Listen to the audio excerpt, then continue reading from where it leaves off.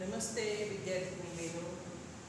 Lecture 7 આપણે ઉદાહરણ 12 સમજ્યા હતા માઇક્રોસોફ્ટ ટીમમાં. એ આપણું લેક્ચર 7 હતું, જેમાં આપણે બાઉલીની પદ્ધતિથી વિષમતા મેળવવાની ક્રિયા અને સૂત્ર દ્વારા આપણે ઉદાહરણ 12 સમજેલા હતા. ત્યારબાદ અત્યારે લેક્ચર 8માં આપણે ઉદાહરણ 13 સમજીએ. તો વર્ષ 2014ના 100 દિવસમાં એક જ બેંકની 5 શાખાઓમાં મળી દરેક દિવસે ક્લિયરિંગ માટે આવેલા ચેકની સંખ્યાનું આવૃત્તિ વિતરણ નીચે મુજબ છે. આ આવૃત્તિ વિતરણ પરથી બાઉલીની પદ્ધતિથી વિષમતા આંક શોધો. તમારે શું મેળવવાનું છે? વિષમતા આંકની કિંમત મેળવવાની છે. વિષમતા આપેલી માંગેલ નથી, ફક્ત વિષમતા આંક માંગેલ છે. તો આપણે જાણીએ છીએ કે બાઉલીની પદ્ધતિથી જ્યારે વિષમતા કે વિષમતા આંક મેળવવાનું હોય તેમાં ચતુર્થકોનો ઉપયોગ કરી સૂત્ર દ્વારા મળે છે.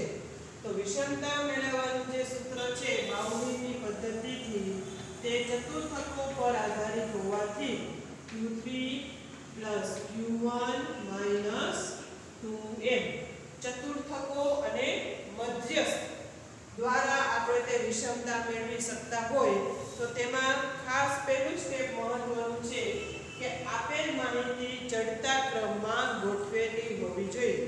ના હોય વર્ગીકૃત હોય તો પણ તેને જુઓ ચડતા ક્રમમાં વર્ગ હોવા જોઈએ.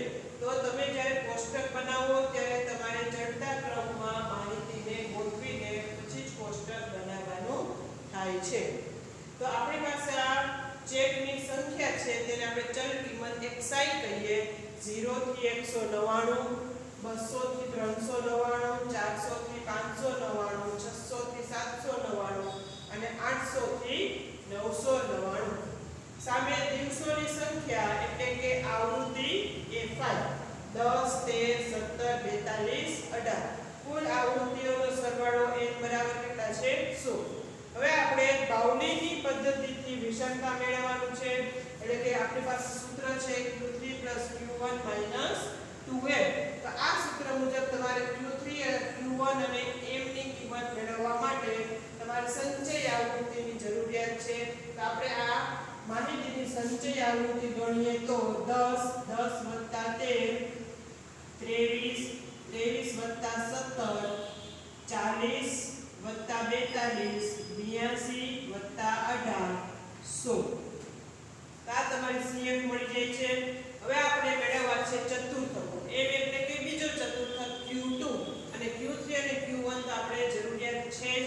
તો હવે આપણે વર્ગીકૃત માહિતી માટે q1 q2 q3 મેળવવા માટે તમારે પહેલા તેનો વર્ગ નક્કી કરવાનો થાય છે.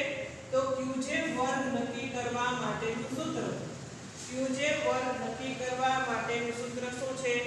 j કૌંસમાં n/4 માં અવલોકનની કિંમત. j કૌંસમાં n/4 માં અવલોકનની કિંમત તમારે સંચય આવૃત્તિમાં જોવાની. તેની સામેનો વર્ગ એટલે તે ચતુર્થક વર્ગ નક્કી થશે. j કૌંસમાં n/4. તો સૌપ્રથમ આપણે q1 વર્ગ મેળવવો છે. તો q1 વર્ગ એટલે કે j બરાબર 1. n કેટલા? 100 બરાબર 25મો અવલોકન એટલે તમારે ક્યાં જવાનું છે? CF ના સ્તંભમાં જોતા. CF ના સ્તંભમાં તમે જોવો તો 25 તમારી પાસે કોઈ છે નહીં, બરાબર? તો 25 પછીની મહત્તમ કિંમત કેટલી છે? 40. તો 40 જે કિંમત છે તે કયા વર્ગમાં સમાયેલી છે? તો આ વર્ગ છે 400 થી 599. માટે q1 વર્ગ બરાબર 400 થી 599. હવે આપણે q1 નું સૂત્રનો ઉપયોગ કરીએ અને તેની કિંમત મેળવવાની છે. તો એ સૂત્ર શું છે? q1 બરાબર સામાન્ય સૂત્ર છે qj બરાબર a j કૌંસમાં n/4 - cf ના છેદમાં f ગુણ્યા c. આપણે મેળવવા છે q1 ની કિંમત. q1 એટલે કે n એટલે કે q1 વર્ગનું અધસીમા બિંદુ. અહીં આપણી પાસે જે વર્ગો છે તે અનિવાર્ય વર્ગો છે. જ્યારે આપણે ગણતરી કોઈ પણ પ્રકારની કરવાની હોય છે ત્યારે વર્ગ હંમેશા કેવા હોવા જોઈએ? નિવારક વર્ગો હોવા જોઈએ. અને માટે નિવારક અધસીમા બિંદુ લેશો એટલે n ની કિંમત થશે 399.5 વત્તા જે કૌંસમાં n/4 એ તમે ગણતરી કરેલી છે 25 ઓછા cf. cf એટલે કે ચતુર્થક q1 વર્ગના ઉપલા વર્ગની સંચયી આવૃત્તિ. ઉપલા વર્ગની સંચયી આવૃત્તિ છે 23 છેદમાં f એટલે કે q1 વર્ગની આવૃત્તિ છે 17 ગુણ્યા c એટલે કે q1 વર્ગની વર્ગ લંબાઈ. q1 વર્ગની વર્ગ લંબાઈ કેટલી છે? 400 થી 599 એટલે કેટલી થશે? 200. q1 વર્ગની વર્ગ લંબાઈ 200. તો આ તમે સૂત્રમાં યોગ્ય કિંમત મૂકી દીધી. હવે એની ગણતરી કરો. કેલ્ક્યુલેટરનો ઉપયોગ કરો છો તમે, માટે ગણતરી સરળ થાય છે તમારા માટે. 399.5 વત્તા 25 ઓછા 23 એટલે 2 ગુણ્યા 200 એટલે 400. 400 ના છેદમાં 17 કરો. 400 ના છેદમાં 17 એટલે કે 23.52. 4 આંકડા આવશે 23.52 અને પછીનો આંકડો 5 થી મોટો હોય તો આ કિંમત આપણે શું કરી દેશું? વધારી દેશું એટલે 23.53 રાખો. 399.5 વત્તા 23.53 એટલે 223 કેટલા થશે?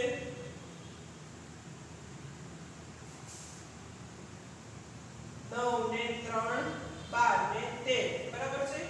બસ 423.03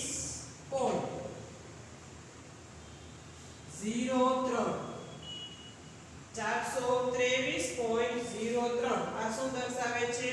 ચેકની સંખ્યા દર્શાવે છે કે આટલા ચેક થશે. બરાબર. આ જ રીતે હવે આપણે m એટલે કે q2 અને q3 મેળવીશું. આ જ રીતે m એટલે કે મધ્યસ્થ વર્ગ. m બરાબર શું કહી શકાય? q2 વર્ગ નક્કી કરવાનો. q2 વર્ગ બરાબર જે કૌંસમાં n/4 જે એટલે 2 ગુણ્યા 100 ના છેદમાં 4 એટલે કેટલા થશે? બરાબર 50. તમારે ક્યાં જોવાનું છે? cf ના સ્તંભમાં જોતા.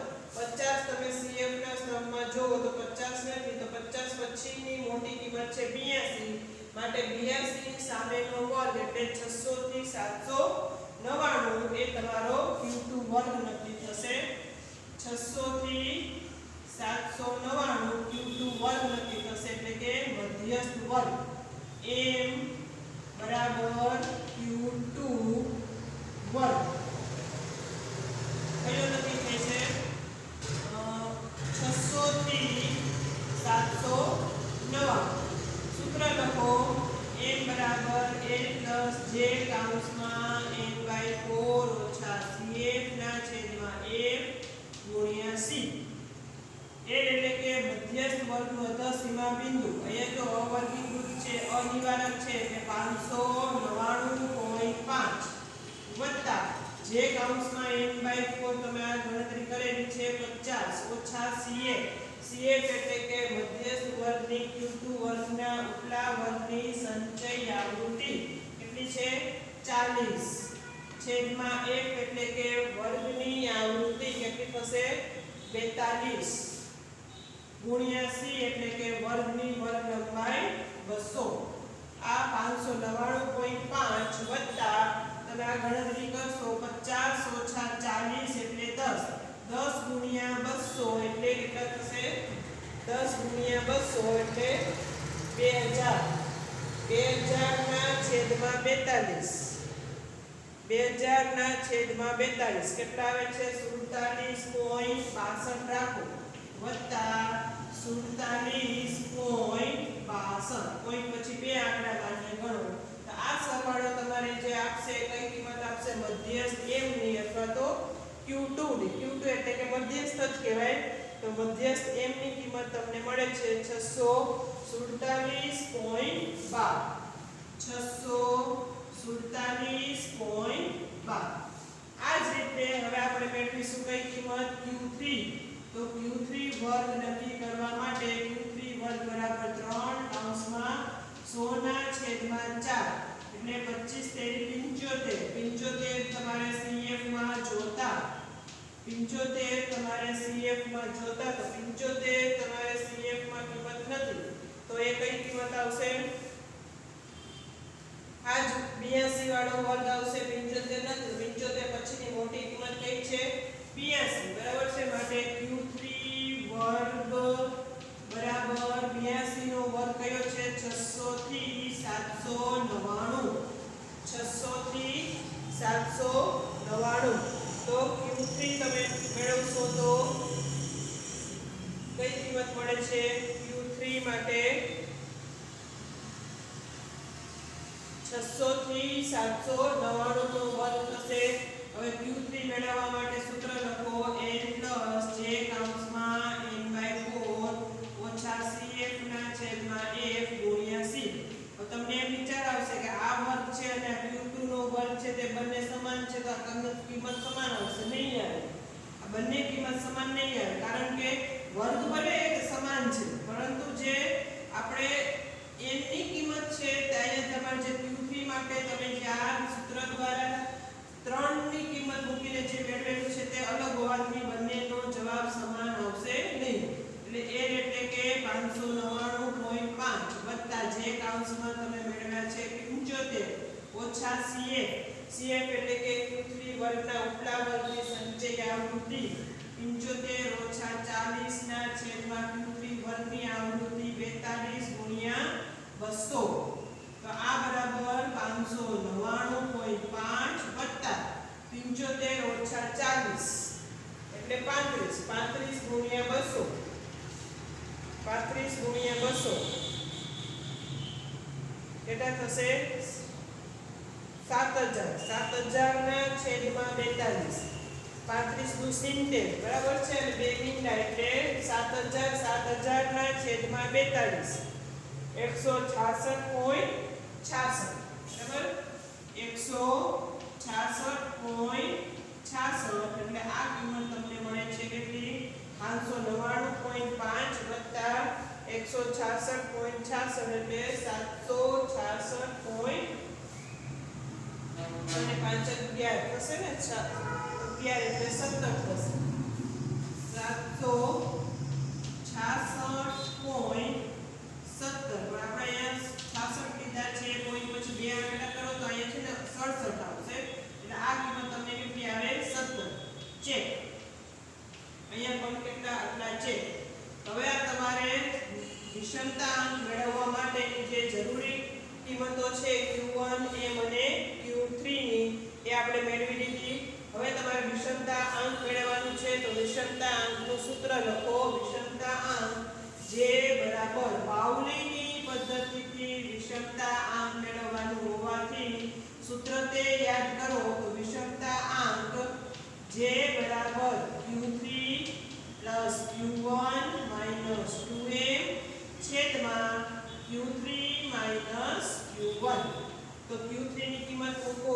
Q1 ની મૂકો m ની મૂકો દરેક કિંમત યોગ્ય મૂકતા Q3 ની કિંમત છે 766.17 વત્તા Q1 કેટલા મળે છે 423.03 ઓછા 2m m ની કિંમત કેટલી આવે છે 647.5 ના છેદમાં Q3 Q1 એટલે કે 766.17 ઓછા Q1 ની કિંમત છે 423.03 અને માટે આ સરવાળા બાદબાકી ભાગાકાર કરતા તમને વિષમતા અંક જેની કિંમત મળે છે તમને કેટલી મળશે 6 દુ 12 એટલે ઋણ કિંમત મળશે 7 ને 4 11 12 માંથી 11 ને 11 માંથી 12 બાદ કરો એટલે ઋણ કિંમત મળે છે તો કેટલી મળે છે -0.31 જે બરાબર -0.31